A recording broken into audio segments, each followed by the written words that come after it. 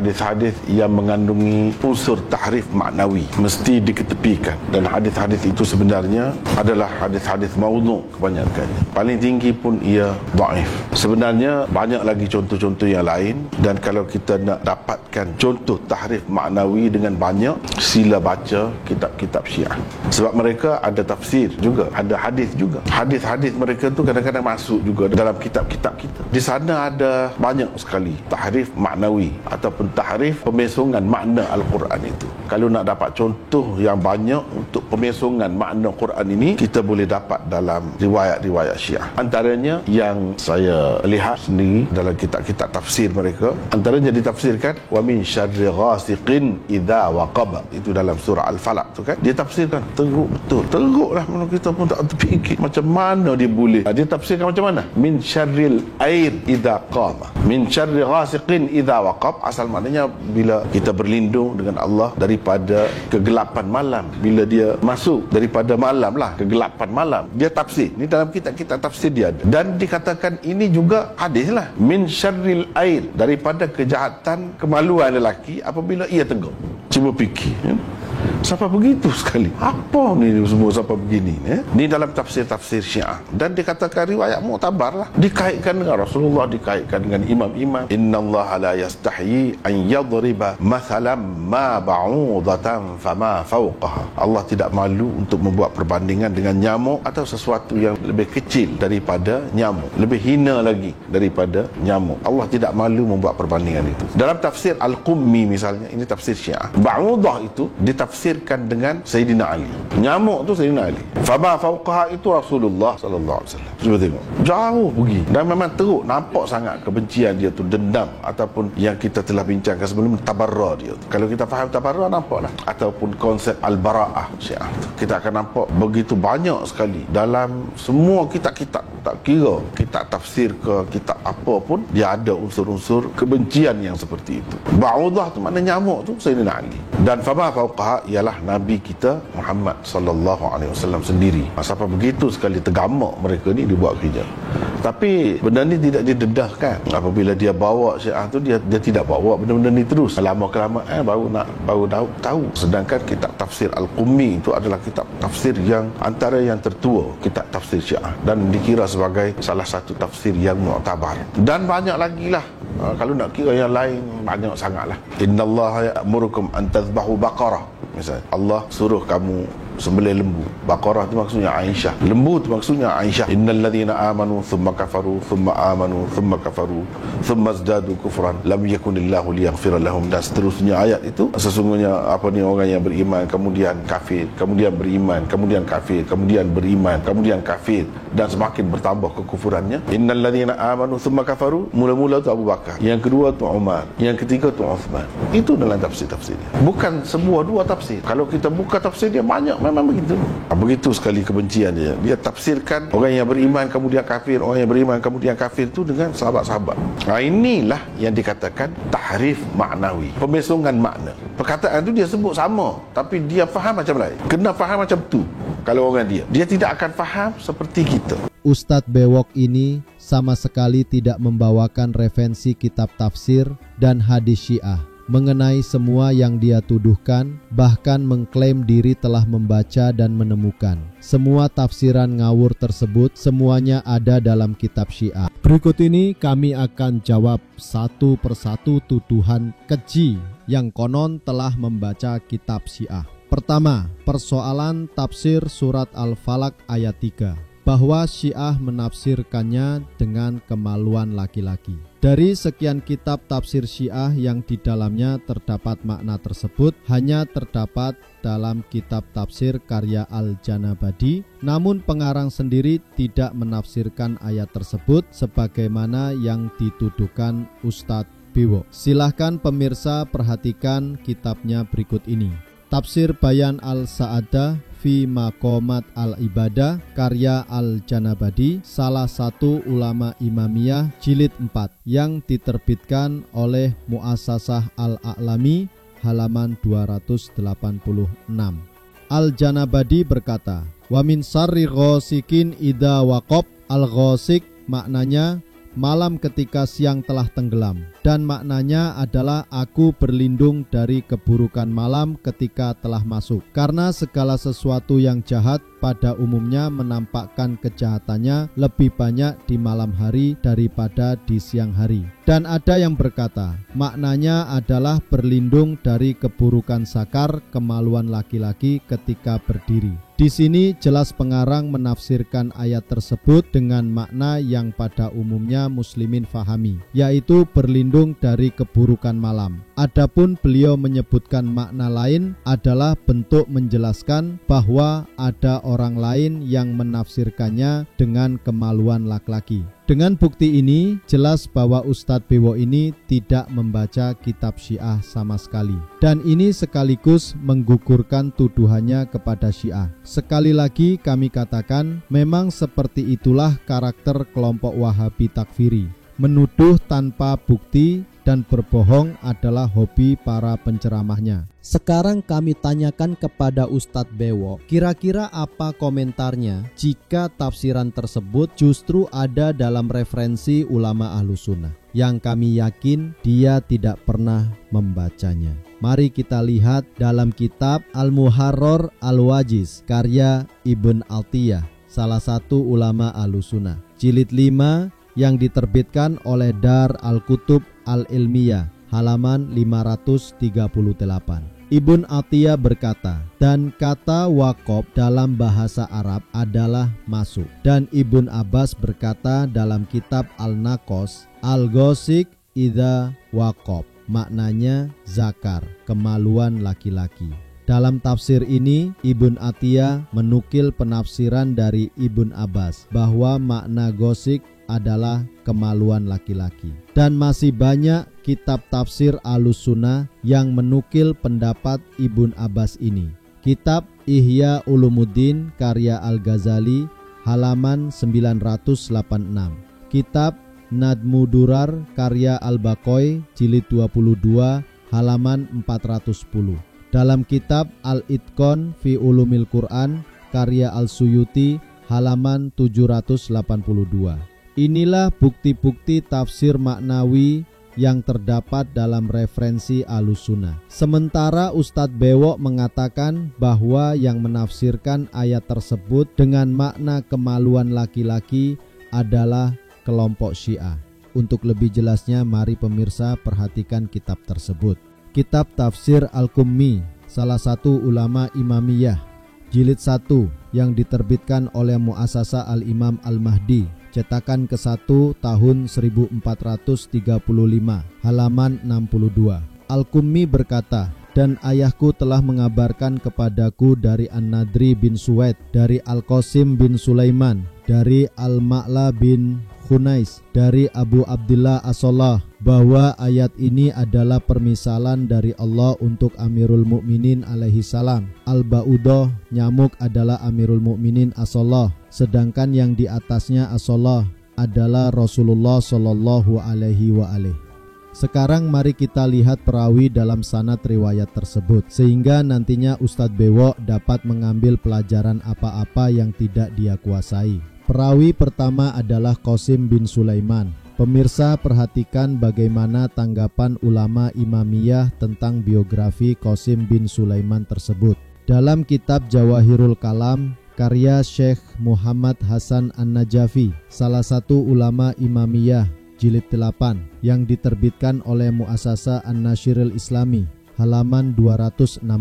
Berkata Muhammad Hasan An-Najafi, dan tidak diketahuinya identitas, majhul. Kami tegaskan tidak diketahui identitasnya alias majhul, Jarrah dan Qasim bin Sulaiman yang meriwayatkannya. Dalam kitab Majma' Al-Faidah karya Muhaqqiq Al-Ardibili, jilid 12 yang diterbitkan oleh Mu'assasah An-Nasyiril Islami, halaman 141. Al-Ardibili berkata, dan riwayat Ubaid bin Zurarah dari Abu Abdillah Aslah sampai kalimat di dalam sanadnya terdapat Qasim bin Sulaiman dan dia majhul, tidak dikenal. Kami tegaskan tidak diketahui. Jelas sudah bahwa sosok Qasim bin Sulaiman tidak diketahui identitasnya, sehingga jika ada riwayat terdapat namanya tidak dapat dijadikan hujjah. Inilah yang tidak diketahui oleh Ustadz Bewo. Perawi kedua adalah Al-Ma'la bin Khunais. Bagaimana biografinya di dalam pandangan ulama Imamiyah? Kitab Mujam Rijal Al-Hadith karya Al-Khuwi, salah satu ulama Imamiyah, jilid 19 yang diterbitkan oleh Muassasah Al-Imam Al-Khuwi Al-Islamiyah, halaman 258. Sayyid Al-Khuwi berkata, Ma'la bin Khunais telah dikatakan oleh An-Najasyi bahwa dia lemah sekali. Kami tegaskan lemah sekali, tidak dapat dipercaya. Lagi-lagi Ustadz Bewok ini membawakan riwayat dari kitab Syiah yang dia tidak ketahui nilai dari riwayat tersebut. Sekarang giliran kami untuk menanyakan kepada Ustadz Bewok dan rombongannya bagaimana riwayat yang terdapat dalam kitab berikut. Ma'rifatu Ulumil Hadis karya Al-Hakim, salah satu ulama Ahlus Sunnah, yang diterbitkan oleh Dar Ibn Hazm, halaman 298. Diriwayatkan dari Abu Hurairah yang berkata, suatu hari Rasulullah SAW memegang tangan Al-Husain bin Ali, kemudian mengangkatnya di atas kedua telapak kakinya seraya bersabda, bocah yang masih kecil, belas kasih bakoh. Pemirsa perhatikan kalimat bakoh di riwayat ini. Ya Allah, sungguh aku mencintainya, maka cintailah dia, dan seterusnya. Halaman 299. Al-Hakim berkata, telah mengabarkan kepadaku sebagian ahli sastra bahwa yang dimaksud al-baqoh di sini adalah Fatimah. Sekarang mari kita lihat apa makna baqoh itu sendiri yang telah dinisbatkan oleh Rasulullah SAW kepada Fatimah assalam asam. Kitab A'lam al-Nabil bi Jawazi at-Takbil karya Al-Gumari, salah satu ulama Ahlus Sunnah, cetakan kedua tahun 1995, halaman 6. Al-Gumari berkata, At-Tabrani telah meriwayatkan dengan sanad yang baik sebagaimana dikatakan oleh Ad-Dumairi di dalam kitabnya Hayat Al-Hayawan, dari Abu Hurairah yang berkata, riwayat yang sama.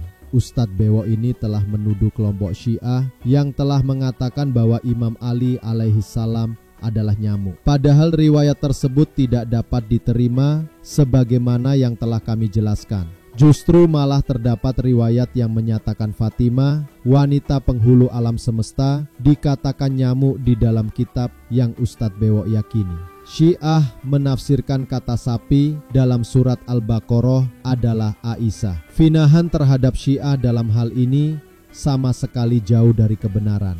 Justru hal tersebut semua bersandar pada kitab guru besarnya Ustadz Bewok, yaitu Ibn Taimiyah. Kitab Majmu' Fatawa karya Ibnu Taimiyah, salah satu ulama rujukan kelompok Wahabi, jilid 13 yang diterbitkan oleh Mujamma Malik Fahad, Saudi Arabia, cetakan tahun 2004, halaman 359. Ibnu Taimiyah berkata, maka tafsir Rafidah seperti perkataan mereka, Allah memerintahkan kalian agar menyembelih seekor sapi betina. Ia, sapi betina adalah Aisyah. Di sini Ibnu Taimiyah sama sekali tidak menyebutkan kitab Syiah yang dimaksud. Apakah dalam tafsir ataukah dalam kitab hadis Syiah bahwa Ummul Mukminin Aisyah diartikan Baqarah. Jika pemirsa perhatikan, Ustadz Bewok ini persis ciplakan dari guru besarnya, yaitu Ibnu Taimiyah. Surat 4 ayat 137 diturunkan untuk Abu Bakar, Umar, dan Utsman. Kitab Usul Al-Kafi